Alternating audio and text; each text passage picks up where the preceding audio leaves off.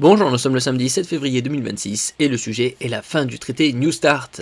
Y aura-t-il une course vers les arsenaux nucléaires, prolifération? C'est la fin du dernier traité nucléaire entre Moscou et Washington. Le dernier traité de désarmement nucléaire liant les États-Unis et la Russie expire ce jeudi 5 février 2026 et marque un tournant majeur dans l'histoire du contrôle des armements depuis la guerre froide. Pendant la guerre froide, il y a eu une course à l'armement nucléaire avec des centaines et des centaines d'essais à travers le monde et des arsenaux de plusieurs dizaines de milliers de têtes nucléaires, surtout en Union soviétique. La fin du traité New Start marque donc la fin d'une époque et ravive les craintes de prolifération nucléaire. New Start avait été signé entre Washington et Moscou en 2010 pour solder la guerre froide. Il limitait chaque partie à 800 missiles intercontinentaux et 1550 ogives nucléaires. N'oubliez pas de vous abonner pour plus de news nationales, européennes et internationales sur ce monde merveilleux dans lequel nous vivons. Mais ce n'est pas parce que ce mécanisme de vérification disparaît qu'il faut nécessairement s'attendre à une nouvelle course aux armements entre Russes et Américains, estime Héloïse Fayet, chercheuse à l'IFRI. L'expiration de New Start ne veut pas dire automatiquement augmentation des arsenaux nucléaires russes et américains, mais peut-être un peu plus de diversification des arsenaux plutôt que l'augmentation des arsenaux nucléaires. Et puis, d'une façon peut-être cynique, rappelons que le traité New Start imposait des limitations à 1550 têtes nucléaires stratégiques déployées, c'est-à-dire des ogives en permanence montées sur des missiles. Ça suffit pour détruire plusieurs fois la Terre, surtout avec une puissance nucléaire de plusieurs mégatonnes, bien plus important que la bombe d'Hiroshima ou Nagasaki.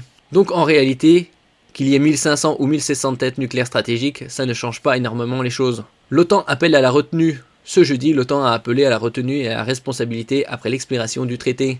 La retenue et la responsabilité dans le domaine nucléaire sont essentielles à la sécurité mondiale, a souligné un responsable sous couvert d'anonymat.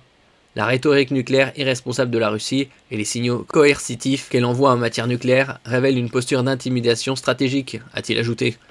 Les Américains se permettent d'agir à travers le monde, faisant des interventions militaires à tort à travers, sans problème. L'OTAN continuera de prendre les mesures nécessaires pour garantir sa crédibilité et l'efficacité de sa posture globale de dissuasion et de défense, a encore assuré ce responsable de l'Alliance.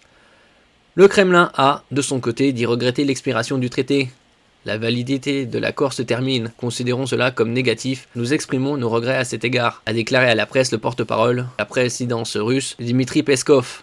Pékin ou Beijing ne veut pas limiter son feu nucléaire.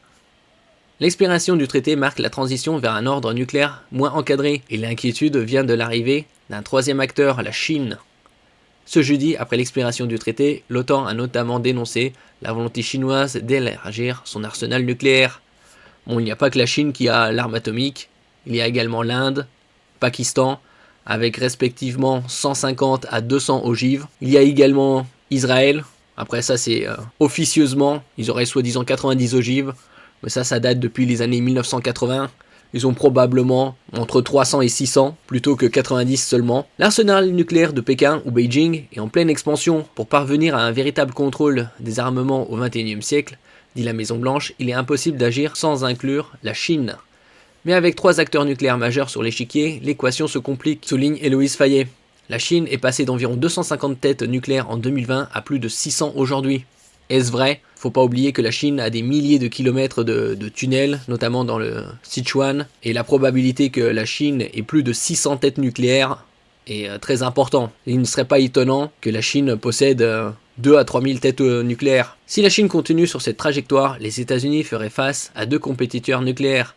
C'est l'une des justifications derrière cette expiration de New Start sans solution de remplacement. Donald Trump l'a dit lui-même, si le traité doit expirer, eh bien il expire et lui veut trouver un nouvel accord avec la Chine, éventuellement trilatéral, États-Unis, Russie, Chine. Ça semble assez improbable parce qu'aujourd'hui la Chine n'est pas du tout intéressée par des accords de maîtrise des armements et ça s'inscrit d'ailleurs dans une utilisation désinhibée de la menace nucléaire et plus largement de la force, comme on peut le voir en Ukraine ou en Iran. Ce jeudi, la Chine a exclu de participer à ce stade à des discussions de désarmement nucléaire, comme Washington en a de nouveau affirmé la nécessité avec l'expiration du traité. Moscou a dit percevoir avec respect la décision de Pékin. La France, seule puissance nucléaire de l'Union européenne, avec le Brexit, sur le continent européen en dehors de la Russie, il y a la France et le Royaume-Uni qui possède l'arme nucléaire, plaide pour un système international de maîtrise des armements. Mais les lignes bougent et il est prévu qu'à la fin du mois, Emmanuel Macron actualise la doctrine nucléaire française à l'occasion d'un discours très attendu à Lille.